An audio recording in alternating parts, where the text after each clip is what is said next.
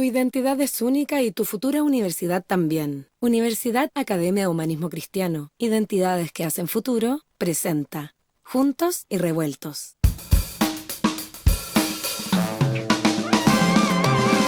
A esta hora en El Mostrador Radio, remecemos la actualidad junto a Fran Castillo y un equipo de atrevidos panelistas. Juntos y revueltos, la conversación política que quieres escuchar. En El Mostrador Radio, información con la independencia que nos caracteriza. Hola, muy buenos días, ¿cómo están? 9:02 y ya iniciamos un nuevo programa aquí Juntos y Revueltos en El Mostrador Radio.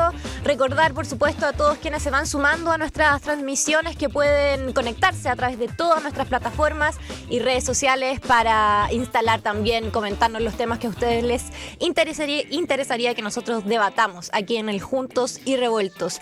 Estrenamos panel de día jueves junto a Pamela Figueroa, politóloga, académica del Instituto de Estudios Avanzados de la USACH, y Marco Moreno, doctor en Ciencia Política, director de la Escuela de Gobierno y Comunicaciones de la Universidad Central. ¿Cómo están? Qué gusto tenerlo aquí presencialmente. Siempre fluye mejor la conversación así. Sí, hola Fran, mucho gusto. La verdad, un gusto incorporarme a este panel, sobre todo compartir con mi colega Marcos Moreno.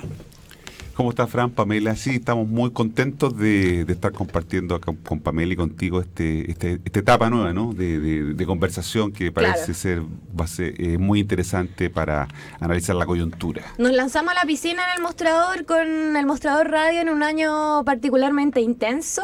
Tenemos mucho que conversar y particularmente hoy día también vamos a hablar de lo que ha sido esta coyuntura, esta contingencia álgida que hemos enfrentado esta semana en materia de seguridad. Hoy, a partir de las 10 de la mañana, el Senado va a votar el paquete de proyectos en materia de seguridad. Recordar que entre ellas está la ley Naim Retamal, que fue aprobada ayer por la Cámara. Se espera que el gobierno ingrese indicaciones hoy día por medio del Senado. Dividió las aguas al interior del oficialismo, particularmente por el artículo que estipula la legítima defensa privilegiada o la presunción de legítima defensa privilegiada, que ha sido tema, ¿no? Ha sido tema en función a cómo hoy día se enfrenta el debate de la seguridad en Chile. Partamos por ahí. ¿Qué les ha parecido la coyuntura esta semana? Hemos visto al presidente Gabriel Boric ayer particularmente desplegado también en este arengazo, entre comillas, que dio a Carabineros a propósito de la conmemoración del Día del Joven Combatiente. Durante la tarde también asistió al homenaje de las víctimas del caso de Goyados y se ha comentado mucho de este cambio de postura, este cambio de opinión, este baño de realidad que ha tenido desde su rol como presidente de la República y que ha servido, entre comillas, también como campo de batalla ideológica desde la política, este tema de seguridad de Carabineros particularmente. Partamos por ahí este panorama general que estamos viendo. Sí, bueno, sin duda, y yo creo que es indiscutible que una de las crisis más complejas que estamos viviendo como país, como sociedad, es la crisis de seguridad, ¿no es cierto? Una crisis que obviamente no empieza con este gobierno, probablemente ya los datos están mostrando hace unos 3 o 4 años que hay un giro muy importante que es en el tipo de delito, ¿ya? Y sobre todo el tipo de organización criminal que está detrás de ese delito. Eso es lo primero que hay que decir, porque si uno no tiene un diagnóstico claro de cuál es el problema, es bien difícil la reacción. Entonces creo que eso es como lo primero que tenemos que ver, y es un tema que se ha discutido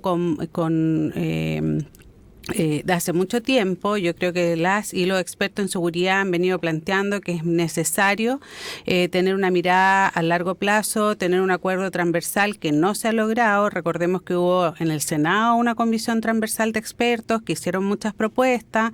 Después, en el actual gobierno, la ministra del Interior, que creo que ha cumplido un rol clave, Carolina Toá ha cumplido un rol clave en dar un foco a los temas de seguridad, ha intentado un acuerdo transversal, pero creo que en ese punto la oposición ha sido bastante poco estratégica, en el sentido que han cruzado otros temas coyunturales con apoyar una agenda de seguridad, y estamos viendo los resultados, ¿ya? Entonces eso hace complejo legislar sobrecaliente, ¿ya? O sea, yo creo que justamente cuando se hace una legislación respondiendo a hechos dramáticos, como es el asesinato de una carabinera y de otros carabineros que han sido asesinados por bandas criminales, a veces hace que se quiera ir más allá de lo que racionalmente se tiene que ir, ¿ya? Yo creo que hay, y lo que uno ha hecho, yo no soy experta en este tema, sí he trabajado el tema seguridad por muchos años, pero lo que uno escucha de los expertos y expertas penalistas es que no se puede caer en el populismo penal, ¿no es cierto? Y hay que ver con calma también la experiencia comparada a lo que ha pasado en otros países y en otras legislaciones, y creo que el punto de la responsabilidad penal con respecto al uso de las armas es un punto que hay que poner bastante énfasis, ¿ya? O sea, recordemos que nosotros, como lo dijo el presidente Boric, las policías, las Fuerzas Armadas en democracia y en un sistema político como el nuestro tiene el monopolio del uso de la fuerza, pero ese monopolio del uso de la fuerza tiene que estar ajustado al Estado de Derecho, y comparto plenamente los planteamientos que hizo la ministra Toá en el sentido que no puede la seguridad fortalecerse a costa de los derechos humanos. O sea, la democracia se basa en esos principios. Y bueno, estamos en unos momentos complejos y esperemos que nuestros parlamentarios y parlamentarias tengan como la mirada estratégica de entender que la legislación se aplica no solamente a los casos que están pasando hoy día, sino a los casos que pueden pasar en el futuro. Y ese es el escenario en que hay que plantearse este debate. Bueno, nosotros en el mostrador, claro, hemos sacado algunas notas con expertos penalistas en materia de seguridad y han dado en ese punto que mencionas tú en relación al populismo punitivo, que el riesgo que hay con esta legislación en particular y cómo la política hoy día está respondiendo, haciendo frente con altura de miras y con pausa, podríamos decir, necesaria para abordar estos temas que son tan importantes. ¿Cómo has visto tú la recepción de este tema desde el Congreso en particular? Sí, efectivamente, como decía Pamela, estamos en un momento en relación a esta cuestión que parece haber llegado a un punto de mucha complejidad, ¿no? El tema del orden público y la seguridad viene siendo un problema para este gobierno que le cuesta, como suele ocurrir con los gobiernos de izquierda, poder procesar adecuadamente, ¿no? Y evidentemente el asesinato de 2 carabineros en los últimos días, la última semana, de alguna manera lo que hace es gatillar, acelerar el proceso para que se intente abordar esta cuestión desde una perspectiva más de fondo del problema, o sea, atacar las causas, no tanto como está ocurriendo ahora las consecuencias. Ocurre que confluyen, podríamos decir, 3 corrientes. Tenemos el problema, que es el problema de orden público y seguridad. Las encuestas muestran, ¿no es cierto?, el alza en relación a la preocupación de la gente por estos temas. Es prioridad de los ciudadanos en cualquier estudio de opinión, en los primeros lugares el tema de la inseguridad, ¿no? La gente también percibe esto, ¿no? Todos sentimos un poco de miedo, ¿no? Nos sentimos inseguros, ¿no? Por lo tanto, tenemos un problema. Tenemos soluciones también, o alternativas, porque en el Congreso hoy día había varios proyectos que estaban allí comenzando su tramitación lentamente, ¿no? Ambos proyectos de ley, que hoy día está refundido, la ley, o sea, el proyecto de ley Naim Retamal, es una suma de 2 proyectos que venían discutiéndose en el Congreso. Entonces, teníamos problemas, teníamos alternativas o soluciones, pero faltaba una pata de la mesa, podríamos decir, lo que se llama una tercera corriente, que es la que permite que se produzca una ventana de oportunidades que lleva, ¿no es cierto?, a legislar un tema. Y esa pata que faltaba, o esa corriente, o ese flujo, es el de la política, es decir, que los actores políticos de alguna manera se ven forzados, se ven impelidos, ¿no es cierto?, a colocar el tema como prioridad en la agenda, ¿no? Eso fue lo que ocurrió con el crimen, el asesinato de la carabinera, de la sargento de carabinero hoy día oficial, ¿no es cierto?, de manera póstuma, que gatilla que entonces se produzca el acoplamiento de estas 3 corrientes, o sea, problemas, soluciones y política, es decir, en términos de la voluntad para resolverlo. Por eso que esta semana, ¿no?, que era una semana de receso en el Congreso, se decidió suspenderla y ponerle, ¿no es cierto?, convocar a los parlamentarios a discutir estos proyectos a los cuales el gobierno le puso urgencias para poder abordarlo. Entonces, se produce esta ventana de oportunidades, la ventana de oportunidades se abrió, los parlamentarios, como decíamos, tienen que aprovechar esta ventana de oportunidades para legislar, pero hacerlo con la cabeza fría, ¿no? No se trata de que haya aquí solamente un impulso, como han dicho algunos, por endurecer las penas, por entregar, ¿no es cierto?, una defensa privilegiada a los carabineros, a las policías en general, sino que se requiere también que los parlamentarios pongan cabeza fría para poder llevar adelante proyectos de ley que siempre van a ser complejos. Entonces, estamos en un momento en que la ventana está abierta, las ventanas también se puede cerrar, ¿no? Pensemos que la próxima semana los proyectos no avancen, pensemos que haya dificultades, como está ocurriendo con la coalición de gobierno, para ordenar a sus parlamentarios. Se plantea que van a haber una serie de indicaciones por parte del Ejecutivo al proyecto de ley que ahora pasa al Senado, ¿no? El Senado va a tener que ver este proyecto refundido, conocido como Naín Retamal, y vamos a ver si el Ejecutivo, ¿no es cierto?, introduce estas modificaciones para atenuar un poco lo que son especialmente lo relacionado a las reglas del uso de la fuerza, ¿no? Que es, para que quienes nos están escuchando y nos están viendo entiendan que hay ciertos protocolos en qué momento se debe usar por parte de las policías la fuerza, sus armas, ¿no es cierto? Eso es lo que algunos están cuestionando, porque podría, ¿no es cierto?, dejar demasiado laxo esos procedimientos, y eso podría generar algún tipo de roce con lo referido al tema de los derechos humanos. Por lo tanto, estamos en ese momento de una ventana en que una ventana que se abrió, que se puede legislar, pero evidentemente es responsabilidad de los parlamentarios, del gobierno, de todos los actores, hacerlo con la cabeza fría para no hacer proyectos de ley o no aprobar leyes que después tengamos que nuevamente intentar otra vez modificar. Ha pasado algo interesante, particularmente en el oficialismo, y no sé ahí cuál es su lectura respecto a la recepción que han tenido desde el oficialismo ambas coaliciones a las reflexiones propiamente tal del presidente de la República, quien ha decidido hacer en parte una autocrítica, reflexionar en torno al pasado, y esto lo ha hecho de manera pública. Hay algunos parlamentarios de oposición que piden que el presidente Boric pida perdón también, pero bueno, hay una recepción distinta, incómoda por parte del Frente Amplio y del Partido Comunista, particularmente de la izquierda en general. ¿Cómo ven ahí que se mueven ahí las fricciones al interior? Sí, ya. Lo primero que me gustaría señalar es que me parece correcto que el presidente de la República haga esa reflexión y la haga pública, ¿ya? Él... bueno, es casi un lugar común en el presidencialismo chileno decir que quien gobierna es el presidente de todos los chilenos, y siempre se señala una vez que asumen.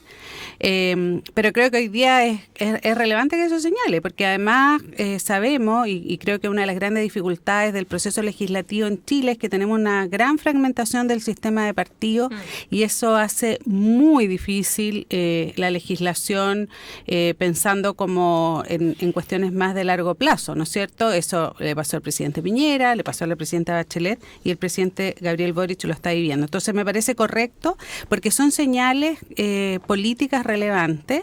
Creo que también el presidente Boric en este año de gobierno, en varias materias, ha tenido como la capacidad y la madurez también de repente señalar que tiene una opinión distinta mirando el país desde ser presidente de la República. Entonces me parece correcto, y creo que no es criticable, ¿ya? Yo creo que lo debiéramos valorar como ciudadanía, que tenemos un presidente que al ver los problemas y que al conversar con distintas fuerzas políticas es capaz de tomar una decisión pensando en el bien del país y sobre todo como en el futuro hacia adelante. Creo que eso también ha sido resultado de cómo se ha ido conformando el gobierno gobierno del presidente Boric. Él gana, ¿no es cierto?, en una primera vuelta, tiene una coalición política y de una manera inédita en la democracia postdictadura en Chile, el presidente conforma un gobierno con dos coaliciones, que no es la coalición con la que él gana, él suma, ¿no es cierto?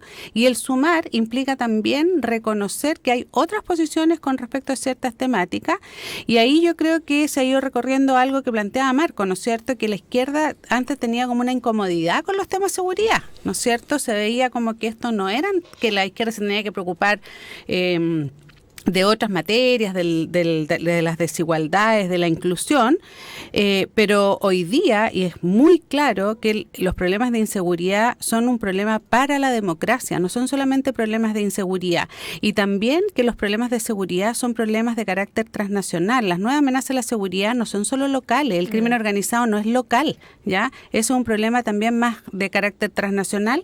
Entonces, creo que es muy importante también que el presidente mire eso, pero eso sin duda va a generar incomodidad en la coalición, porque hay ciertos grupos, que es como la coalición original del presidente del Frente Amplio, que hace ciertos reparos. Pero también creo que es importante que ellos están poniendo énfasis en las materias que a veces se pierden en esta discusión, que es el tema de los derechos humanos, que es el tema de los límites, que tiene que estar. Por eso, como decía en el bloque anterior, me parece importante lo que planteó la ministra del Interior con respecto a al necesario equilibrio entre derechos humanos y seguridad. No son incompatibles, está súper demostrado que los países avanzan con altos niveles de seguridad y con respeto a los derechos fundamentales. Y esa yo creo que es como el norte que no hay que perder, porque a veces es fácil perderse en la brújula cuando estamos viviendo esta inseguridad y que obviamente por el efecto de medios de comunicación, aunque nosotros no estemos viviendo esa situación personalmente, todo el país está muy alerta, y eso es lo que hace que aumente el tema de la seguridad como la principal preocupación de la ciudadanía. Entonces, yo creo que la única manera de construir este acuerdo transversal es que ese paso de reconocer, ¿no es cierto?, que a lo mejor la opinión que uno tenía inicialmente no es la más adecuada en este momento, que el paso que el presidente lo pudieran dar distintos sectores políticos para construir ese acuerdo, y no solamente apoyar una legislación específica, sino que fortalecer a las policías, ¿no es cierto?, porque es clave.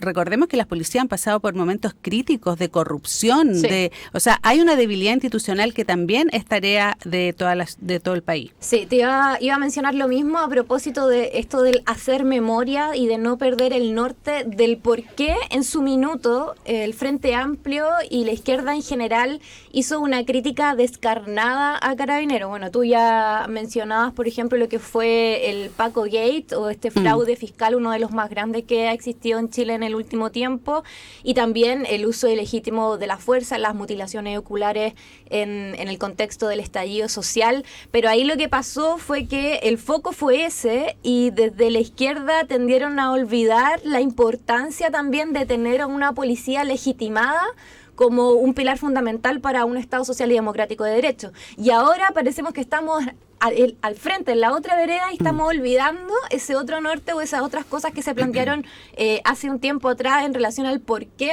se habló en su minuto de refundar, después de reformar, y se hizo esta transición o se matizó en el fondo la necesaria reforma que necesita Carabineros hoy día. Cómo recuperar ese norte y poder convalidar ambas cosas que son tremendamente importantes, la urgencia y esta mirada más a largo plazo en torno a qué tipo de policías tenemos que tener en Chile, dado el contexto.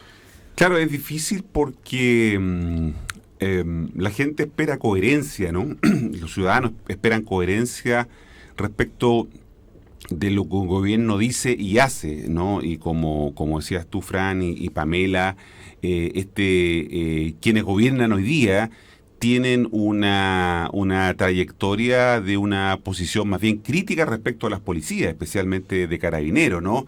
Los videos que circulan, los memes que estamos observando a diario estos últimos días respecto de cosas que dijeron cuando no eran autoridad, ¿no? De alguna manera son utilizados como una herramienta para desvirtuar la verdadera creencia que el gobierno, la coherencia que el gobierno tendría con lo que dice y lo que está haciendo, ¿no?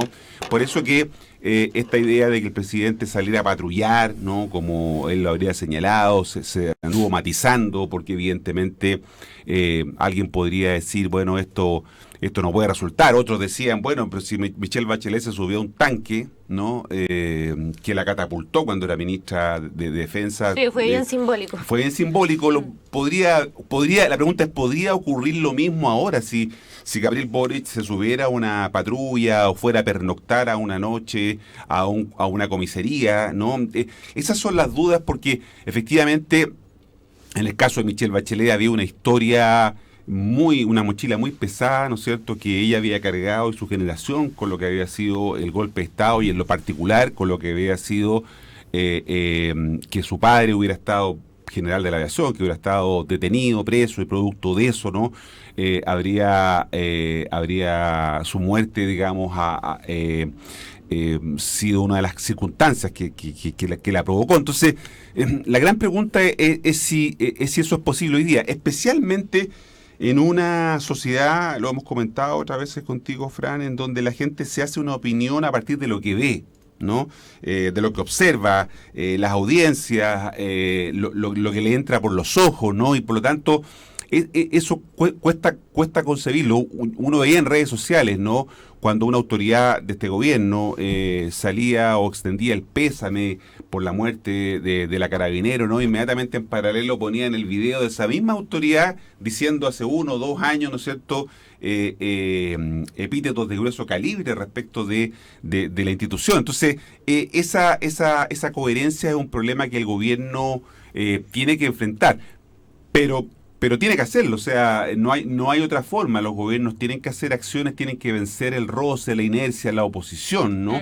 Y en ese sentido creo yo que el presidente Boric está teniendo un mayor esfuerzo de coherencia, cosa que todavía no se ve tan clara en una parte de su coalición, ¿no? El socialismo democrático, los partidos democráticos se cuadraron con sus votos ayer en el Congreso, pero hubo muchas más dudas en el Partido Comunista, en el Frente Amplio, hubo varios descolgados, no fueron a votar o votaron en contra de algunos de los aspectos de este proyecto de ley Naín Retamal. Entonces, ¿cómo de alguna manera tú haces y generas desde el punto de vista de la comunicación una cierta coherencia para que la gente efectivamente crea que lo que la autoridad está diciendo lo va a llevar a la práctica, ¿no? Y no solamente un oportunismo y aprovechar una circunstancia? Sí, ahí tú das con un punto bien relevante, que es cómo dotar de credibilidad también todo el despliegue que ha tenido el gobierno hasta ahora.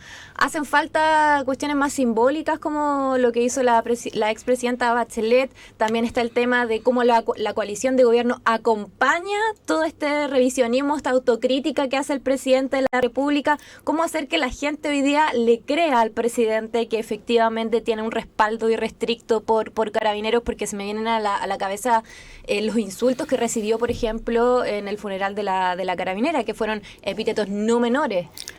Sí, bueno, el tema de la credibilidad solo se consigue siendo consistente en el tiempo, ¿no es cierto? Es decir, que si realmente hubo un giro en la valoración por el rol que se cumple, porque gobernar, ¿no es cierto?, como decía anteriormente, implica tener madurez también, ¿no es cierto? Ya no es solo estar en la oposición o estar en un movimiento social, es hacerse cargo de los problemas, proponer soluciones e implementarlas, llevarlas adelante. O sea, es distinto el rol que se cumple. Entonces, la credibilidad va a venir con la consistencia. Claramente hay una dificultad de traspasar eso a la ciudadanía, porque estamos en un momento de mucha desconfianza, no solamente hacia las instituciones, sino también entre las personas. Todos los datos muestran que en Chile es una de las sociedades que tiene más de confianza interpersonal, y eso es muy complejo. La construcción de la confianza solo se va a dar en la medida que haya coherencia, consistencia, que las personas vean que lo que las autoridades dicen, bueno, uno va en beneficio de la comunidad y no de unas pocos grupos de personas, sino que también eso se sostiene en el tiempo. Obviamente el presidente y el gobierno ha buscado fortalecer sus equipos, hizo un cambio de gabinete, ha buscado fortalecer eso. Creo que también hay una búsqueda de diálogo hacia la oposición. También la oposición, creo que hay sectores importantes que quieren ese diálogo. Si no todos los sectores están radicalmente. Sabemos, ¿no es cierto?, que la oposición de derecha también hay una tensión entre los partidos de derecha tradicional y los partidos más de ultraderecha, ¿no es cierto?, como el Partido Republicano, que lo vemos en todas las dimensiones, o en los partidos nuevos que están como filopopulismo, que es el Partido de la Gente. Entonces yo creo que eso se va a dar solo con hechos concretos y consistentes en el tiempo. Entonces hay que perseverar en eso, fortalecer también la política comunicacional. Bueno, la ministra vocera es una de las ministras más reconocidas, valoradas, creo que eso está bien, pero tiene que dar consistencia en todos los niveles. También, Fran, yo agregaría lo que decía Pamela, del tema de la credibilidad también, Carabineros tiene una responsabilidad, Sí. Porque yo tengo la impresión, puedo equivocarme, es mi impresión, que el que haya mejorado en la percepción de confianza Carabineros, según muestran las encuestas, desde el 2019, el estallido social hasta hoy día, ¿no? Tuvo un punto muy bajo, del orden del 18%, según la CEP, en el 2019, y fue remontando hasta llegar hoy día a altos niveles de aprobación o confianza en Carabineros. Tiene que ver no tanto con que Carabineros esté haciendo las cosas distintas, sino que tiene que ver con que hay un cambio de opinión en la ciudadanía que tiende a valorar ahora, 3 años después, de mejor manera o de mayor manera la idea de orden, ¿no? La gente quiere orden, la gente dice, bueno, necesitamos más seguridad, y por eso de alguna manera mejora la evaluación y la confianza en Carabineros. Pero yo no creo que sea porque Carabineros está haciendo las cosas distintas. Sus prácticas sí son exactamente las mismas, ¿no? Salvo ayer que se introdujo, a propósito del Día del Joven Combatiente, un equipo, azules. claro, de los cascos azules, que, claro, eso podría ser una innovación, pero en general creo que no es que Carabineros esté haciendo las cosas distintas, sino que lo que está cambiando es que la ciudadanía está valorando más el tema del orden. No quiere decir con esto que Chile se haya o esté girando hacia un conservadurismo, no estoy diciendo eso, sino que estoy diciendo que hay una valoración de la idea de orden, de seguridad, de que no haya ruco en las calles, que no quiero ver las carpas, que la evasión. Ese es un poco el sentimiento que se expresa en las encuestas, por eso que la gente dice, bueno, yo quiero esto, y por eso valora o tiene más confianza en Carabineros que la que tenía hace 3 años atrás. Pero también Carabineros tiene una responsabilidad, y esa responsabilidad es cómo, de alguna manera, también hace las cosas de forma distinta, cambia muchas de sus prácticas para poder, de alguna manera, recuperar este espacio de confianza que se perdió en los últimos años. Cosa que, por ejemplo, otra policía como es la PDI lo ha mantenido incólume, o sea, ha mantenido la confianza en la ciudadanía, cosa que Carabineros, como digo, lo recuperó, pero es a costa un poco de que lo que cambia es la percepción de la gente, no de la manera en que Carabineros haga lo que está haciendo. Claro, una valoración de orden que también está cruzada por un contexto económico complejo, por otros temas que se han tomado la agenda, como el tema de la migración y su relación con el crimen organizado, en fin. Les recuerdo que estamos con Pamela Figueroa, politóloga y académica del Instituto de Estudios Avanzados de la USACH, y también con Marco Moreno, doctor en Ciencia Política y director de la Escuela de Gobierno y Comunicaciones de la Universidad Central. Ya como para ir cerrando este tema, ¿qué tanto aportan al debate estos tweets que han estado cruzados, por ejemplo, entre la alcaldesa Evelyn Matei y el presidente Gabriel Boric a propósito de la justificación o no que hizo la alcaldesa a la violación de derechos humanos por parte de Carabineros? ¿Qué tanto aportan al debate? O sea, bueno, yo creo que el mundo de Twitter es un mundo muy acotado, la ciudadanía en general sí, eso es cierto. No habla de Twitter, entonces lo acotó ahí primero. Segundo, creo que está mucho más cruzado por una posible disputa electoral presidencial que por el tema específico. O sea, y creo que hay diferencias de visiones con respecto al tema de derechos humanos, y pues, esas son posiciones que se marcan en ese debate. Pero la verdad es que lo acoto a que es Twitter y probablemente los primeros atisbos de las disputas presidenciales que ya empezamos a ver en distintas personas, que a pesar de que falta bastante para esa elección, ya se empieza a marcar posiciones. Además que lo mismo medio hacemos de cajas de resonancia de ese tipo de cosas también. Por ejemplo, lo que circula o no en Twitter y qué tan relevante o no es para la ciudadanía en función con el tema de seguridad. Claro, lo que pasa es que Twitter y otras redes sociales lo que generan son climas de opinión pública y por lo tanto eso es un elemento importante. Ahora, yo diría que más que el Twitter, a mí me llama siempre la atención los memes, ¿no? El meme tiene una fijación muy fuerte en las personas, ¿no? Y basta, un meme habla más que 100 palabras. O sea, las imágenes que veíamos, ¿no es cierto?, del presidente como vestido de carabinero, ¿no? Sí. En meme, te hablan un poco de esto que estoy diciendo. Entonces, claro, esos memes se viralizan a través del WhatsApp de los compañeros Eso de sí que oficina, tiene, de la claro. universidad. Se viraliza muchísimo. Se viraliza Sí. con mucha rapidez y tiene una fijación muy significativa, ¿no? La producción memética, eso es lo que busca y por lo tanto creo que claro, Twitter es una burbuja, como dice Pamela, yo coincido con eso, es un porcentaje muy pequeño, pero son las otras redes sociales. Algo mismo debe pasar con Facebook o con Instagram, que de alguna manera Instagram es menos, pero Facebook, y digamos el WhatsApp creo que son herramientas muy poderosas para fijar en la cabeza de las personas, ¿no es cierto? Como decía antes, lo que uno ve, ideas sobre lo que está ocurriendo. Uh-huh. Oye, ya llegó el momento de hacer una breve pausa aquí en el Juntos y Revueltos y ya volvemos con más aquí, en el Mostrador Radio. En minutos seguimos remeciendo la actualidad. Ya volvemos a Juntos y Revueltos por el Mostrador Radio. Información con la independencia que nos caracteriza.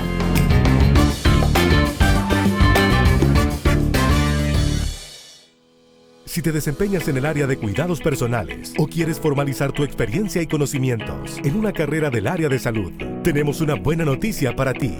Estudia técnico en enfermería de nivel superior, TENS, en la Universidad Academia de Humanismo Cristiano. Carrera de 5 semestres con ingreso directo. Solo necesitas tu licencia de enseñanza media y tus ganas. Más información en academia.cl. Universidad Academia de Humanismo Cristiano. Acreditada y adscrita a gratuidad. Regresamos a Juntos y Revueltos, la conversación política que quieres escuchar. Los jueves, en Juntos y Revueltos, separamos la paja del trigo, con Fran Castillo y los panelistas Marco Moreno y Pamela Figueroa. Así es, bueno, te comento además que si tu sueño es desarrollarte en el área de la salud, tenemos una buena noticia para ti. Estudia TENS, técnico en enfermería de nivel superior en la Universidad Academia de Humanismo Cristiano, programa con acceso directo y para ingresar solo necesitas tu licencia de enseñanza media. Universidad Academia de Humanismo Cristiano, identidades que hacen futuro, acreditada y adscrita a gratuidad.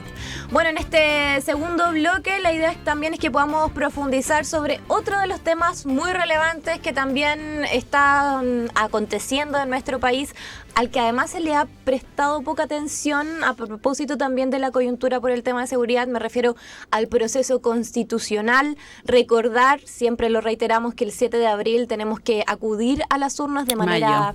De mayo, perdón. 7 de abril inicia la franja electoral. Sí, la periodo de propaganda. Sí. Y 7 de mayo, elección de los consejeros y consejeras constitucionales con voto obligatorio. Y bueno, el encuestómetro, decía yo, nos ha indicado hasta ahora que hay desconocimiento por parte de la ciudadanía en relación en qué va el proceso constitucional hasta ahora con el trabajo de la Comisión de Expertos y Expertas y la redacción de este anteproyecto constitucional que no es vinculante, pero que sin duda es muy relevante para el trabajo posterior, y también el clima electoral, que no se siente, no se palpa hoy día, por lo menos en la opinión pública, en los medios de comunicación, que están planteando quienes hoy día son candidatos y candidatas al Consejo Constitucional. ¿Cómo están viendo el panorama de cara a la elección que se viene? Sí, bueno, sin duda comparto la percepción que tú señalas de que hay mucho menos difusión del actual momento constituyente. ¿Ya? Nosotros ya como país hemos tenido 3 eventos, el primero que impulsó la presidenta Bachelet 2016, que fue fallido, después la Convención Constitucional, que también fue fallido, y ahora tenemos un nuevo proceso constituyente Y llama la atención que no solo hay menos interés de la ciudadanía, yo no lo defino solo con menos interés, sino que también hay menos voluntad de informar sobre el proceso, tanto en los medios de comunicación. Por ejemplo, si uno ve el año 2021, 2022, habían programas en todos los medios de comunicación siguiendo el proceso, paneles de discusión. Sí. Ahora un tema que se toca dentro, por ejemplo, de este panel de hoy día, que es más sobre coyuntura, temas políticos en general, y eso me parece que son decisiones que se han tomado de los medios de comunicación. Tampoco hay tanto interés como de los analistas y de la academia. O sea, en la academia también estuvimos varios años haciendo muchos seminarios, webinars, toda la pandemia. Sí.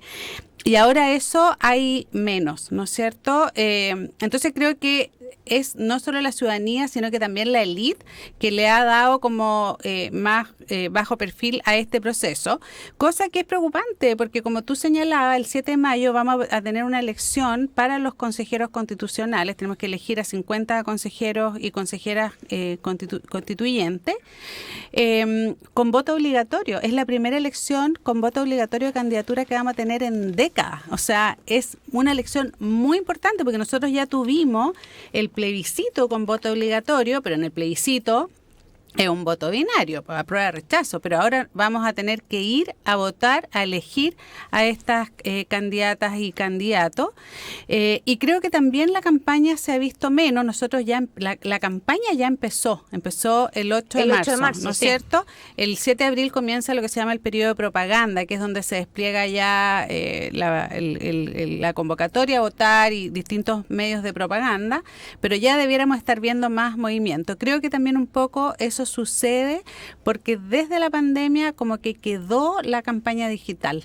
Ya cada vez hay menos presencia territorial, menos presencia como en las calles y mucha más propaganda digital, redes sociales, etcétera. Lo vamos a ver con más fuerza probablemente cuando ya venga la franja y eso.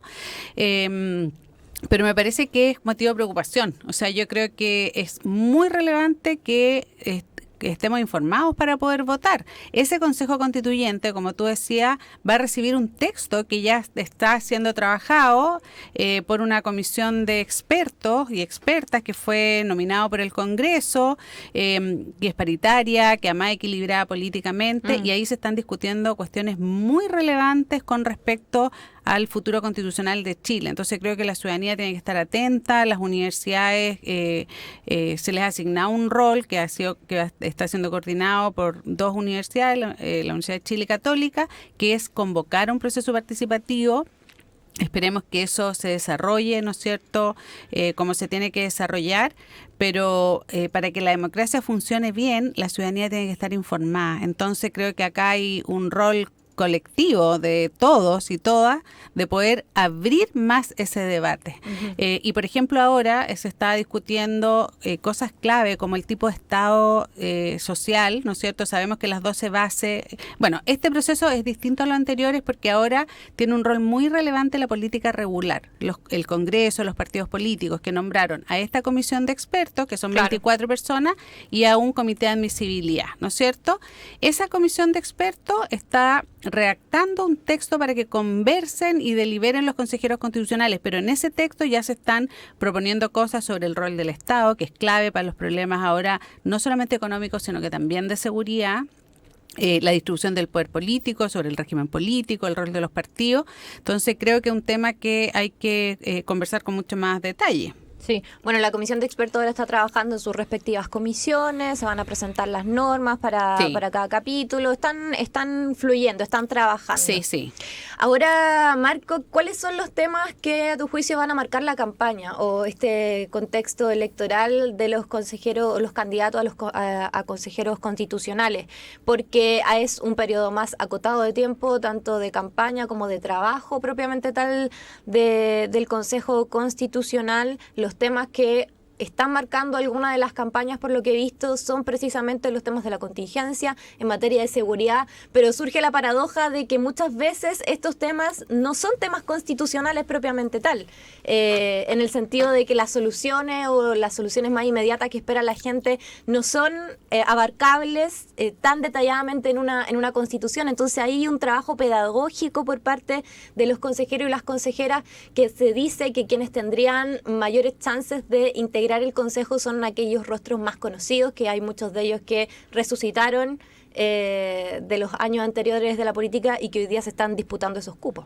Sí, son dos elementos que yo diría. Uno, esta un poco suerte de fatiga constitucional, es decir, la gente está cansada, ¿no? En relación a este proceso. Recordemos que ha sido un proceso, no solamente sino que tuvo el proceso previo al plebiscito de entrada, luego la elección de la convención pasada, toda la compleja deliberación que tuvo la convención y el resultado que fue, ¿no es cierto?, el plebiscito de salida del 4 de septiembre. Eso ha creo yo, influido en esta suerte de agotamiento que hay por parte de la ciudadanía, que se expresa, como decía Pamela, en este desinterés. Estamos a 35 días de la elección, ¿no? Estamos a 35, a un mes de la elección del 7 de mayo.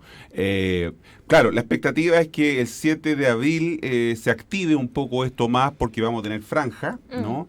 Y eso podría contribuir a que la gente se sienta más interesada en conocer quiénes son los candidatos y qué es lo que están planteando. Pero también ayuda poco que los partidos políticos no entiendan que esta es una elección distinta a las que habíamos tenido antes. Como decía Pamela, en primer lugar porque tenemos voto obligatorio, y eso hace que los partidos se equivoquen si intentan hacer campañas de nicho. O sea, claro, si tú quieres llevar a movilizar a los tuyos, eso te resulta en un contexto de voto voluntario. Pero en un contexto de voto obligatorio van a ir a votar todos, ¿no? Y por lo tanto tú tienes que hacer un discurso mucho más amplio que solamente hablarle a los tuyos. En segundo lugar, pero relacionado con eso, las campañas mismas. A mí me llama la atención de uno de los pactos, el pacto de Chile Vamos, ¿no? Y el Partido Republicano, ¿no?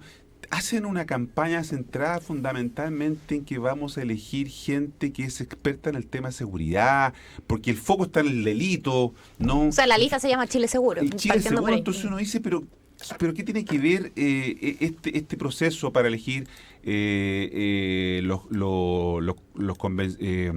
consejeros, ¿no? Consejeros con esta cuestión? Es una de las cosas que se va a abordar. Pero cuando yo veo la campaña de un exalcalde, ex ministro del Interior como Delgado, ¿no?, que pone su foco justamente en eso, en el tema de la seguridad, no me queda muy claro si se está confundiendo a la ciudadanía o no, o se está aprovechando esta coyuntura que comentábamos en el bloque anterior. Tampoco los medios ayudan mucho, ¿no? Los programas de televisión que hemos visto hasta ahora son verdaderos test de los candidatos, como si fueran a ser candidatos presidenciales o parlamentarios, donde se les pregunta, ¿no es cierto?, de una manera bien exhaustiva sobre, bueno, el precio del pan, cuánto vale el pasaje en el metro.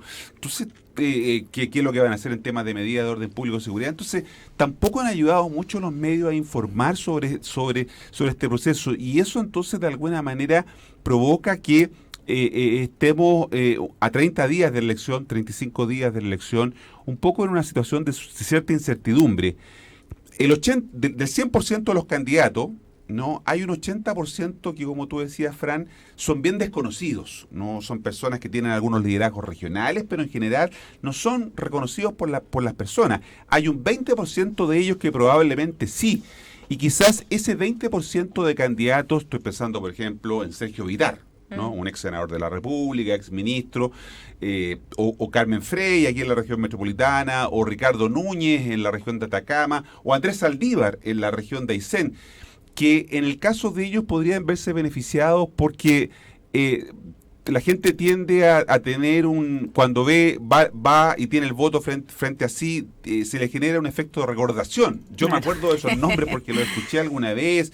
Esto en publicidad se llama el top of mind, o sea, lo primero que se te viene a la mente, ¿no? Entonces, de alguna manera, ese 20% de candidatos, hombres y mujeres, que tienen una trayectoria larga, que han hecho aportes muy importantes, como los nombres que decía, Sergio Vitar, por ejemplo, son de alguna manera o se podrían ver beneficiados de este clima que estamos teniendo hoy día. Entonces, ese puede ser un factor interesante. Bueno, Rabinet, ¿no? Que Rabinet además tiene una campaña millonaria, ¿no? Me ha llamado la atención la gran cantidad de aportes que ha recibido el candidato Rabinet, que hoy día compite en un cupo del partido Evópoli, ¿no? Y él era tradicionalmente un hombre de la democracia cristiana, renunció al Partido Demócrata Cristiano ya hace varios años. Entonces, de alguna manera, eso nos está hablando poco del interés, de que no hay suficiente información y de que la fatiga de la gente hace entonces que la fatiga constitucional o constituyente hace que este sea un proceso o una elección bien complicada.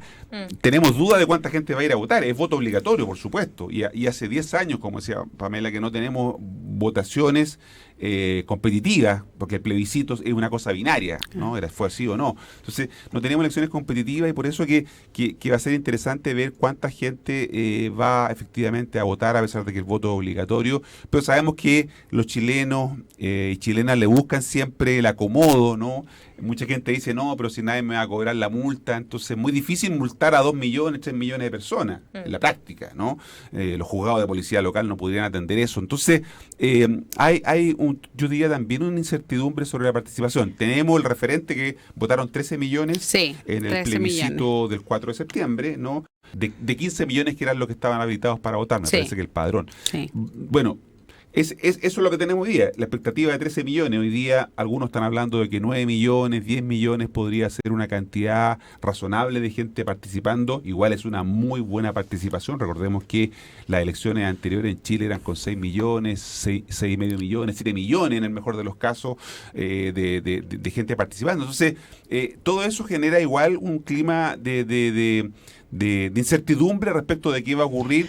Y la gente no ha ido siguiendo con detalle, como tú decías, Fran, la discusión que está haciendo el otro órgano, que es el órgano designado, que es la comisión de expertos, que está elaborando un anteproyecto. Recordemos que son 3 órganos. Uno es el órgano designado, que es la comisión de expertos, conformada por 24 hombres, mujeres, representantes de los partidos políticos con representación en el Congreso. El 7 de mayo, y además hay otro órgano designado que es esta comisión o comité de árbitros, que son los que los que permiten que se discutan o no determinados temas, y el órgano electo es el que vamos a elegir el 7 de mayo, cuando elijamos a estos 50 consejeros, ¿no? Con el mismo mecanismo con los que se eligen los senadores, es decir, un número de escaños por región. De las 16 regiones del país, algunas tienen 3, otras 2 y otras 5 escaños en disputa, y por lo tanto va a ser interesante ver cómo se da ese escenario. Sí, ahí, Pamela,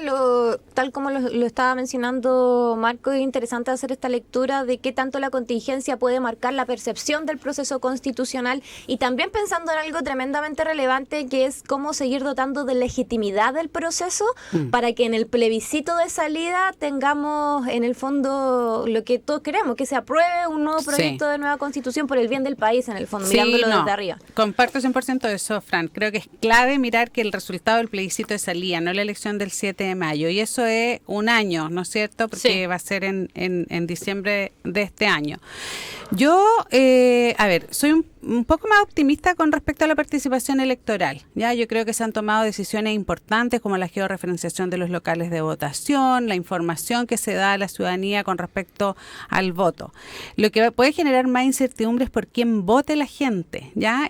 Aparte de tener... ¿Cómo va a quedar conformado el Consejo? ¿Cómo va a quedar conformado el Consejo? Porque ya tuvimos la sorpresa de la Convención Constitucional, por el sistema electoral y las reglas electorales que tuvimos en la convención, pero yo creo que ahora esas personas que se movilizaron para el plebiscito probablemente se van a movilizar a votar. Y ahí, bueno, están cumpliendo un rol los partidos políticos, los movimientos sociales, las candidaturas, hay esta mezcla, ¿no es cierto?, de políticos más tradicionales, que yo creo que también es bueno. Yo creo que así como la ciudadanía vuelve a mirar el orden público, creo que también la ciudadanía está volviendo a mirar la política como se conocía antes, ¿no es cierto? Y ahí se va dando como una mezcla, una síntesis entre la política más nueva y la política más tradicional. Entonces creo que eso es lo que puede dar más sorpresa, cómo la ciudadanía se va a expresar, y el último mes de campaña va a ser clave porque sin duda se cruza la coyuntura. Es muy difícil no mezclar, o sea, porque las personas finalmente van votando por lo que van viendo, por cómo relacionan, ¿no es cierto?, las posiciones de estos candidatos con lo que está pasando frente a distintos temas. Eso hace que, por el tipo de sistema electoral que tenemos, porque al final nosotros tenemos listas abiertas y cada candidato busca el voto como puede, es que los candidatos y candidatas al Consejo incorporan temas de coyuntura en su campaña.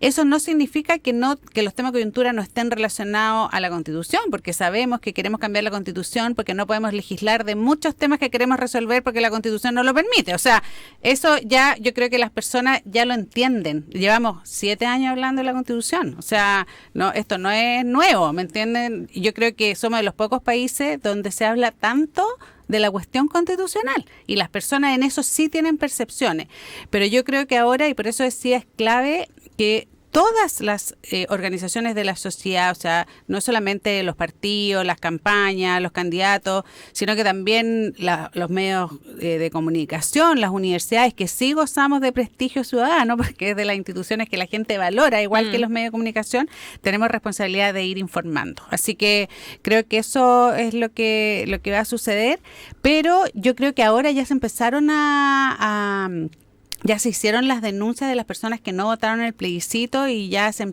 empezaron el proceso de multa. Entonces, yo creo que la gente sí tiene esa información de que no votar puede tener una multa, y yo creo que lo óptimo sería que ojalá como sociedad entendiéramos que votar es una responsabilidad, es un deber, porque si no votamos, las decisiones las toman los que votan. Entonces, creo que eso es algo que también hay que empezar a transmitir y valorar. Recordar que estamos a esta hora en el Juntos y Revueltos conversando con Pamela Figueroa, académica del Instituto de Estudios Avanzados de la USACH, y junto a Marco Moreno, doctor en Ciencia Política. Ya para ir cerrando, nos quedan unos 4 minutos más o menos. Hay un tema que también es relevante, que es el manejo comunicacional, y pensar en los errores que se cometieron en la convención pasada, del cómo se transmitía a la ciudadanía el trabajo. ¿Cómo lo estás viendo tú, Marco, ahora? ¿Cuáles son esos errores que no debiesen volver a cometerse en relación al aparato comunicacional de estos órganos constitucionales, podríamos decir? Hay un aparato comunicacional específico que está trabajando, por ejemplo, en cómo difundir o cómo seguir difundiendo el trabajo una vez que empiece el trabajo de los consejeros o consejeras. ¿Qué está haciendo la comisión de expertos? ¿Qué falta ahí como para incentivar ese proceso? Sí, ha habido poca comunicación, me da la impresión. En la comisión de expertos que está elaborando el anteproyecto, hay que dejarlo muy claro, está elaborando una propuesta de anteproyecto, ha hecho un trabajo bastante silencioso. Ha avanzado bastante, ¿no? Porque están, por ejemplo, la Comisión de Sistema Político ya ha tomado definición, habían plazos que vencían ayer para hacer las propuestas. Creo que han dejado un poco de lado la estridencia, el excesivo protagonismo que tenían los consejeros para dar lugar un poco a los acuerdos que se han ido alcanzando. Yo creo que es una buena manera de informar. Probablemente el órgano deliberativo, que es el Consejo que vamos a elegir el 7 de mayo, va a tener un tratamiento distinto, tiene que informar a la ciudadanía, y como tú dices, hay que aprender del ensayo y error del proceso anterior. Me imagino que no se van a cometer esos errores, ¿no?, en donde los protagonistas en exceso eran los convencionales, y ahora creo que va a haber más espacio para que sea la institucionalidad, en este caso el Consejo o la comisión de expertos o el comité de árbitros los que informen de manera más adecuada a la gente, pero sin caer en esa suerte de obsesión, ¿no?, por aparecer en los medios diciendo cosas muy distintas a las que finalmente se aprobaban. Pamela, ¿cómo lo ves tú? Sí, bueno, yo creo que la comisión de expertos ha sido más bajo perfil, no han tenido tanto, han hablado a través de su presidenta, fundamentalmente. Yo creo que Verónica Undurraga ha sido como presidenta y vocera, y lo que uno ha podido seguir es, bueno, todo el streaming, porque uno puede ver la conversación, sí. Ya eso es como, pero bueno, yo siempre me pregunto, los que vemos esas cosas somos los profesores de ciencia política y nuestros estudiantes. Ha habido columnas también de ciertos expertos y expertas, entonces uno como que puede seguir el debate por ahí. Pero coincido en que lo clave va a ser el Consejo. Y ahí creo que una de las grandes dificultades que tuvo la Convención Constitucional fue no se... Recordemos que hubo renuncias de las periodistas a cargo de la comunicación. Sí, por eso lo decía. Y yo creo que ahí fue un error como de visión de la mesa, en el fondo, de la convención, de entender que tenía que haber una comunicación orgánica, oficial, y como eso no hubo, ¿no es cierto?, no se dio porque había desconfianza hacia ciertos medios de comunicación. Recordemos que también el estallido social como que puso muy en evidencia como la desigualdad, la distancia entre grupos al interior de nuestra sociedad. Entonces se pensaba que algunos medios de comunicación como que solo beneficiaban a un grupo u otro, y eso yo creo que debiera subsanarse ahora. O sea, creo que la profesionalización, por decirlo de alguna manera, de la comunicación de la convención es clave para para informar a la ciudadanía. Después de la información hay deliberación, hay debate, hay posiciones, y eso se va a ir mostrando en los debates públicos. Pero me parece que eso debiera ser ordenado, igual que la participación ciudadana. Creo que también tiene que tener un foco de que la participación ciudadana tenga un resultado, una sistematización, y la gente pueda visualizar cómo su participación incide en el debate del Consejo Constitucional. Sí, bueno, esos son temas que sin duda vamos a seguir profundizando en nuestro panel de la próxima semana. También los riesgos de la espectacularización de las comunicaciones, que también es un tema relevante. A propósito, se me viene a la cabeza todo lo que ha pasado con el alcalde Rodolfo Carter, y que sus aspiraciones presidenciales y todo lo que hay de por medio. Hay riesgos ahí importantes en procesos relevantes como el constitucional, que sería bueno analizar y profundizar para hacer pedagogía también, ¿no? En relación a la coyuntura.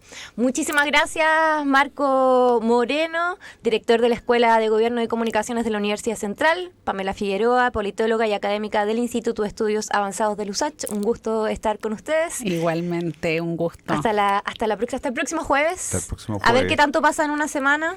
Mucho va a pasar, sin duda. Bueno, y nosotros nos encontramos mañana en el último programa de la semana aquí en Juntos y Revueltos. Chao, chao. Identidad es única y tu futura universidad también. Universidad Academia Humanismo Cristiano. Identidades que hacen futuro. Presentó Juntos y Revueltos. Cerramos por hoy Juntos y Revueltos. De lunes a viernes, de 9 a 10 de la mañana, remecemos la actualidad junto a Fran Castillo y sus atrevidos panelistas. En el Mostrador Radio. Información con la independencia que nos caracteriza.